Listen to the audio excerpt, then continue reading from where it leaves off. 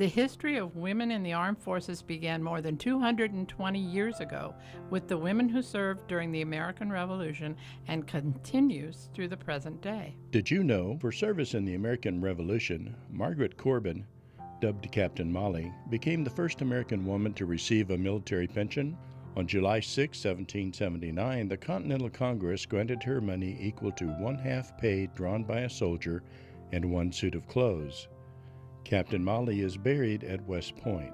According to Department of Defense records, between the Spanish-American War and Desert Storm, nearly 487,000 women served in some capacity during military conflicts. Did you know over 1,500 nurses served with the Army in the Spanish-American War? These nurses served with the Army in Hawaii, Cuba, the Philippines, Puerto Rico, on the hospital ship Relief, and in stateside hospitals.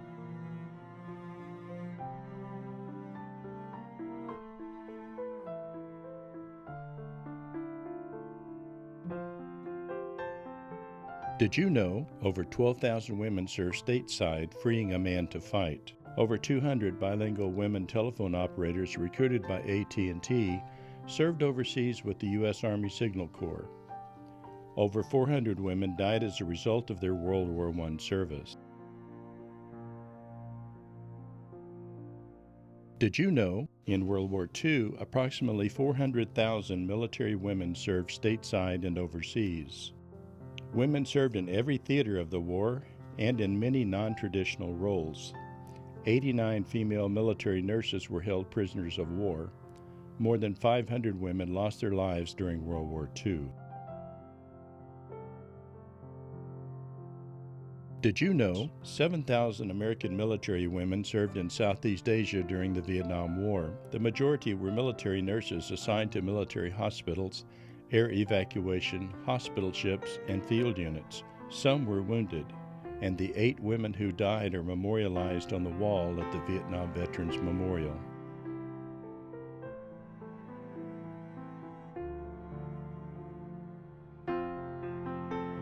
Did you know approximately 41,000 American military women deployed for Operation Desert Shield, Desert Storm, making it the largest single deployment of military women in U.S. history. Women served in all areas of operation except direct combat. 2 women were prisoners of war and 5 women were killed in action. Did you know women were among the first deployed in response to the terrorist attacks of September 11, 2001? A month later, when Operation Enduring Freedom is launched, women are also among the first deployed in support of that operation. Today, nearly 500,000 women make up over 14% of active duty military, over 19% of reserve forces, and more than 15% of National Guards. This documentary is dedicated to all the women who have served, who are serving now, and who will serve in the future. These are their stories.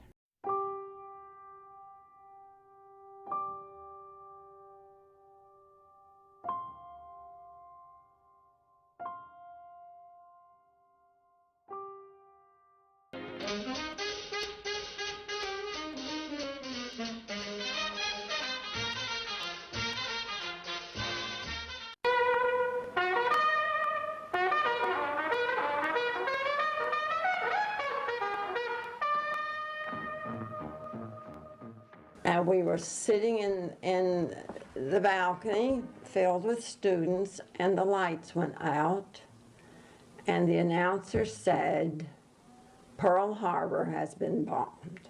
Well, I got in because I was working in the War Department. Red Cross was in the vicinity there, and everybody was all eagerly trying to do something for the war at that time. And another gal and I decided that we wanted to get into it and found out that Red Cross was hiring. Well, I had graduated from Kansas State in PE, in physical education, and I was teaching my first year. I went back to Kansas City, which was my hometown, and Kansas City, Kansas, and Well, my friends were joining the Army and this and that, and I wanted to help. And it was a very patriotic time. We all wanted to do our bit. So I approached my father and mother. I lived at home. In those days, a young woman lived at home. And I said, I'd really like to join maybe the Waves. No, I didn't. Well, how about the WACs? No, I went through all the services, and finally I said, well, how about the American Red Cross? He says, I guess he figured there were no other options. All right, you can join the American Red Cross. And I really liked the idea the more I thought about it, and it turned out that I really enjoyed my service. And I come from a long line of people who've served in the military. And in fact, my Aunt Virginia was a donut dolly, in quotes, a Red Cross worker in World War II in Europe. And that's where she met my uncle. And he retired as a colonel. He was the head of the Army Finance School in Fort Benjamin, Harrison, Indiana. So I come by it naturally, and service to country was part of that. Grew up in Largo, went on to college at FSU, and it ended. You graduate after you stay a while, and so what were you going to do next? And so I had this job offer to go sell soap for Procter & Gamble in Cincinnati, Ohio, and then I could go to Vietnam. So it was like, you want to sell soap or do you want to go to war? And I, fortunately, was 21 and so not very smart, and thought it would be exciting, quite frankly. I finished school in 1962, nursing school, and I worked for a year in Atlanta. That's where I was going to nursing school. Had an apartment with 3 other nurses, and was there for a year and wasn't saving much money. So I decided to go home, and so I could save some money to go out to California. About that time, Vietnam came about, and I watched them draft young men, 18 years old, to go over and fight in this conflict. They weren't calling it a war, they were calling it a conflict. I had a younger brother, and I really didn't want him to go. And at the time I had this little concept that I was Florence Nightingale, and I was going to go over and take care of all these young men. If they could send them over there without any experience at all, that I could go over and take care of the wounded. So that was really my motivation.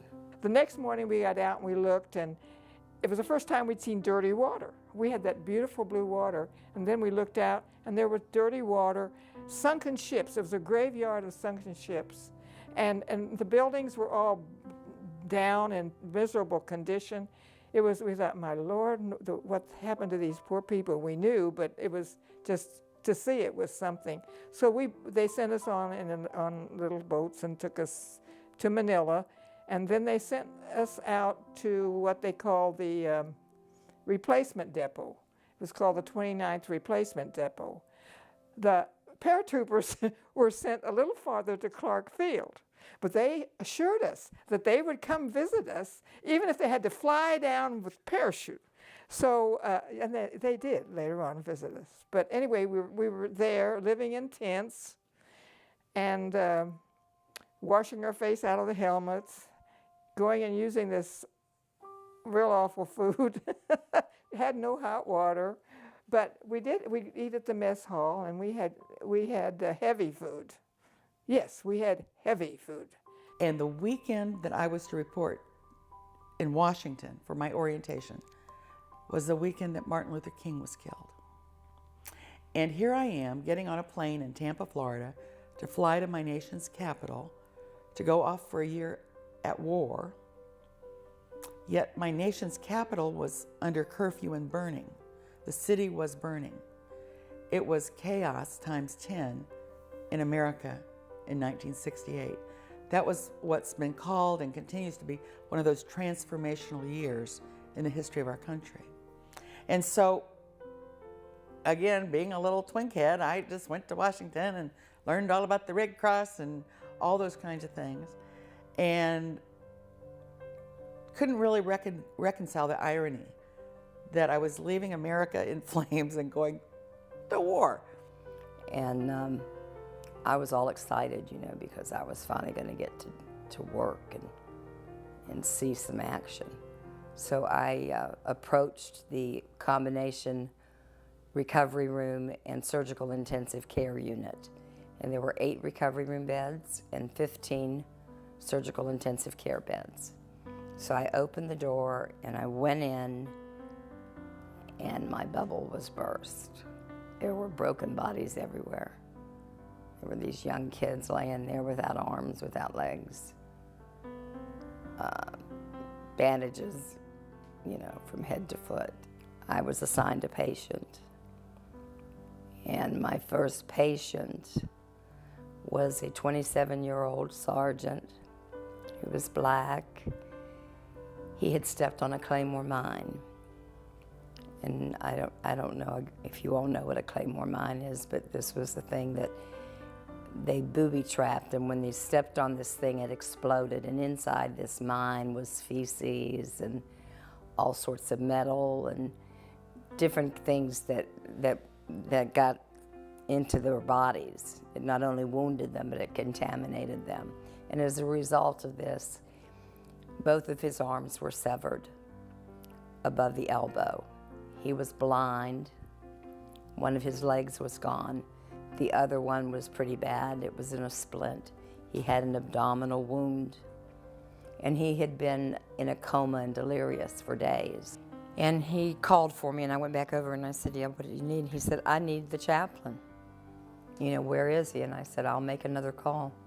So this went on a couple times, and finally he was really getting upset. So Florence Nightingale here says, well, maybe I can help you. You know, Sarge, you know, what do you need? And I said, are you concerned about your wounds? I said, you know, you really are doing great. I said, you were in a coma for so many days, and now you're awake, and your wounds are healing, and you're doing so much better. You had a high fever, and now your fever is subsiding, and you're really getting along. And he said, really? And I said, yeah. And I said, pretty soon they're going to ship you over to Japan or to Hawaii, and from there you'll go stateside. And I said, you're going to have some rehab, you know, but eventually you'll have all this rehab, and then you'll go home. And he said, home? He said, close as I can figure it, there's bandages on my face, on my eyes. He said, I don't know whether I'm blind or if I even have any eyes. He said, I know I don't have any arms because I couldn't shoo the flies away. He said, there's something wrong with my legs. He said, you know, I'm having pain in one, and the other one, I don't know what's wrong with it. He said, and there's a terrible smell coming from my belly. He said, and you want me to go home? He said, I have 5 children between the ages of 2 and 7. What the hell am I going to do for them if I go home? And I said, well, let me go see if I can find that chaplain. Well, I went in the back room, and I started to cry, and I cried for about 45 minutes, I think. And Vietnam was a war that was fought at night. It wasn't a daytime job. So there was lots of agonizing boredom in the daytime. And we would fly out and visit with the troops, put on a little quiz show or something like a Jeopardy or concentration, and then talk to them and listen, do a lot of listening. And they were eager to talk. And it was very thrilling to be of service in that way. And I'm not trying to sound like a martyr or Mother Teresa here, but it was amazing that just a kind word could seem to have such an effect. For me, though, the hard part was, this was right after Tet in '68. And so for me, the hardest part was that when we go back in 2 weeks, half of them might be gone. And I think at age 21, getting up close and personal with death could, and it could sound morbid here, it was something that most 21-year-olds weren't doing, or most 21-year-old young women were doing. And for me, the takeaway from that was not morose. It was really more about urgency. it was like, this is it, and this today might be the day. One of the units that we worked with, mortar battery, I guess they call it, their motto of their unit was, for those who fight for it, life has a value the protected never know. That just hit me. And that became almost like a theme. And for me, I decided that I didn't have a lot of interest in people that like to tell war stories or brag on their exploits. I saw that sacrifice. It was hard, hard work. And the astonishing thing is the commitment to service, even when our government had unclear goals, even when there were contradictions, even when there were outright lies. And reconciling that people are still willing to serve a cause greater than themselves, is pretty amazing. Going up the highway of death is something that I will never forget either. Numerous vehicles, and when I say vehicles, cars, trucks, buses that had been blown to bits and or set on fire, and the remains of people still in them had been burnt. That's something else I will never forget. I wasn't driving at the time. I found another route after that, so I didn't have to go through it. I watched for about the first half mile, and then I just had to close my eyes. It was a very frightening sight. And the smell is something that you'll never forget. If you ever smell burnt flesh, you'll understand that comment. The only thing that's probably been foremost in my mind is just recalling experiences that I buried way in the back of my mind. Even before I came, I was talking to one of my friends who I was deployed with both times. She was in the Army, but she was there both times I was there. And we were just talking about different things. We had a good friend, Pamela. She went outside to do an escort, which is an easy job, you think. And the convoy was attacked because she was with the Army convoy. And the convoy was attacked. And she was trying to pull someone from the rubbish. But it was a soldier. His legs were already gone. And just being there to support her in those instances right after it happened was not just emotional, it was very draining, because she came back, she looked different when she came back. And to be there for and at that time, we had a little spat in our dorm. But when she came back and we knew of what happened, because I was working that day, so I heard the commotion on the radios. And when they came back to the base and being there to support her, she'll never be the same. And based on her experience, we won't be the same because of what she went through with pulling that young man from the rubbish. And unfortunately, he did end up dying. So that was even a harder toll, for her, not just for her, but for all of us, because we were the ones that were there with her when she would wake up in the middle of the night from cold sweats or from reliving the experience. Nobody else was there. The shrinks weren't there. the colonel wasn't there. Her family wasn't there. We were there. And even to this day, it's like she tells us with all of the therapy and everything that they gave her, if we wouldn't have been there, she would have lost her mind. And just being able to be a nurturer in that type of environment was something that really, it was a tragic incident, but we were grateful to be able to be there for her. Because oftentimes when you're in the military, everyone's a soldier. You don't need nobody but your gun. All you need is your M16. You fine. But that's not reality.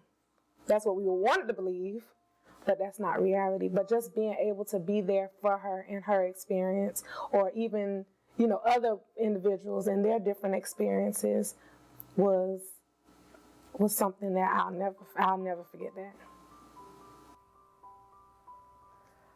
I don't like normally being touched unless I'm the one that starts the touch. Like when I shook hands with you, I'm the one that put my hand out. I was the one that started the shake. I would love to be able to take my 11 grandchildren to Disney, but there's no way I could ever do it because of all the people. I can't be in crowds. And because of some of the ailments that I now have from Desert Shield, Desert Storm, I can't be in bright sunlight without dark glasses on. And I have reactions to chemicals, perfumes, deodorants, hairsprays, cleaning supplies. I get migraines from them. Oh yeah. I would have flashbacks, but I just thought it was normal. I still didn't think it was PTSD, I'd be taking care of patients and I'd have flashbacks and things, but I wouldn't. Can you describe the flashback? But there were definitely moments where I was like, good is coming because we are already here, and good things are happening while we're here.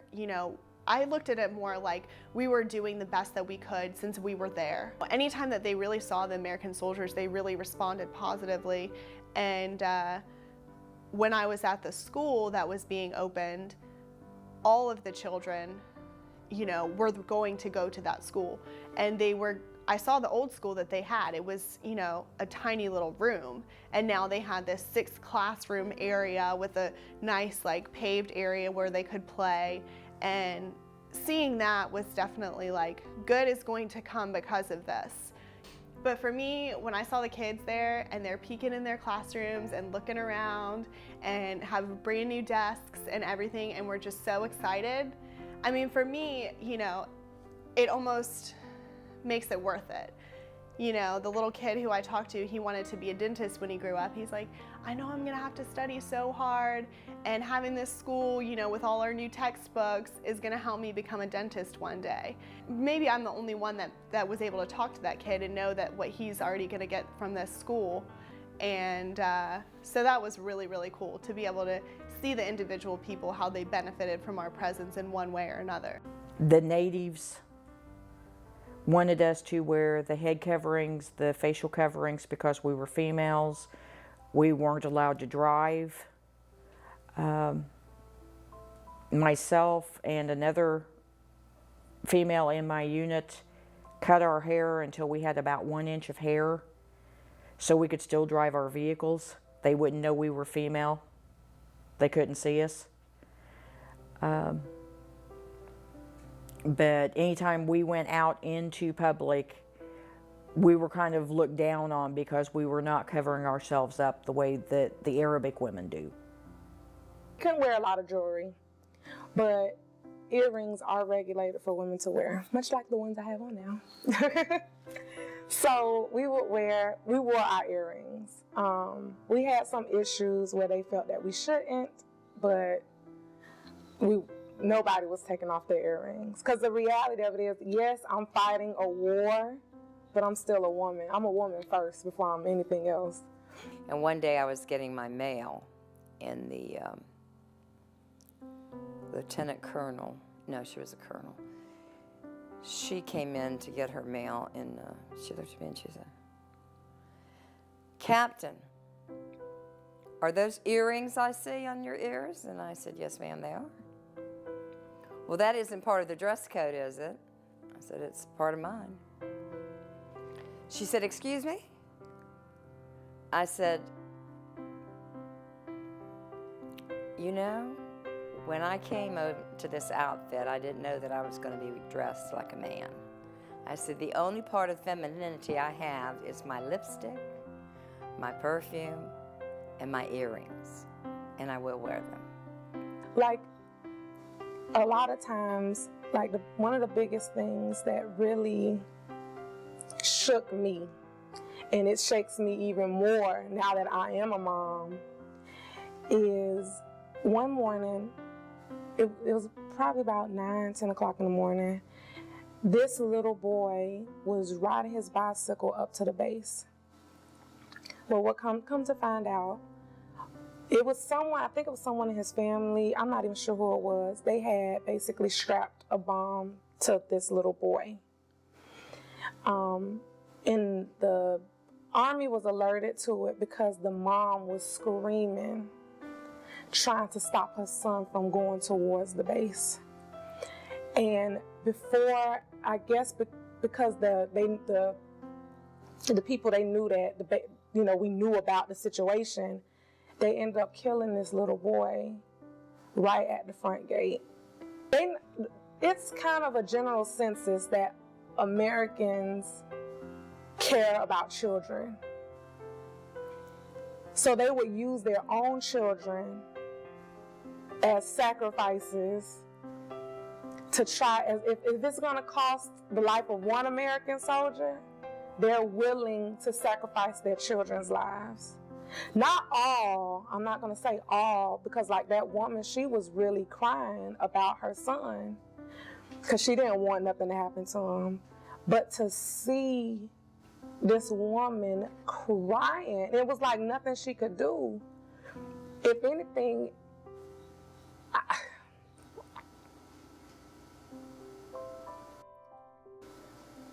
it's sad because the kids there, they're just like kids here. They do the same thing that our kids do. Bad stuff, good stuff. They do the same exact things. And to see this woman go through, she didn't have, of course, everything that was going on was out of her control, but she didn't want it to affect her child. And it's like, I think now that I'm a mom myself, it makes me that more protective of my daughter. I'm very defensive. I'm more defensive than offensive when it comes to my daughter. And I really believe it's because of that experience.